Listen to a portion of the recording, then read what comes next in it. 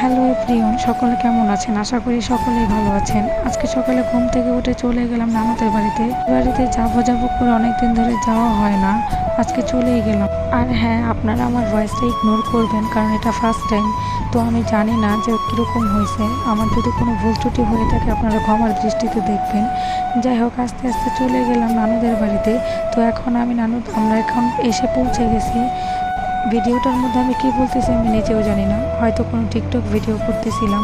যাই হোক, বেশি ভিডিও ক্লিপ নেওয়া হয়নি, এই জন্য এটা অ্যাড করা। বাড়িতে চলে আসার পরে আস্তে আস্তে বৃষ্টি শুরু হয়ে গেল। আমরা বৃষ্টির কবলে পড়িনি। যাই হোক, বৃষ্টি শেষ হয়ে যাওয়ার পর আকাশটা কিন্তু খুব ভালোই লাগে। তা দেখার জন্য আমরা সাথে সাথে ছাদে উঠে গেলাম। দেখুন ছাদের মধ্যে বাচ্চাগুলো ঠিক কীরকম দুষ্টামি করতেছে। দেখুন আকাশের কি অবস্থা, আকাশটা কিন্তু দেখতে খুব ভালোই লাগতেছিল।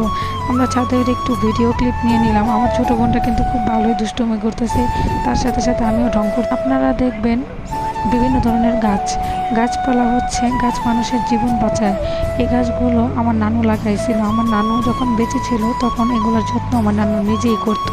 এখন উনি প্রায় 1 বছর হয়েছে মারা গেছে, তো এখন এগুলোর যত্ন এগুলো একা একাই বেড়ে উঠতেছে। কিন্তু গাছগুলো মাশাআল্লাহ দেখতে খুব কিউট। গাছগুলোর মধ্যে বিভিন্ন ধরনের ছোট ছোট ফল ফুল ধরে আছে। এখন একটু পরে দেখতে পারবেন এখানে একটা ছোট্ট কিউট ফুল গাছ আছে, যা আমার খুব ভালোই লাগে। এবং একটা ছোট্ট অ্যালোভেরা গাছও আছে। আমার কাছে খুবই ভালো লাগে এগুলো দেখতে।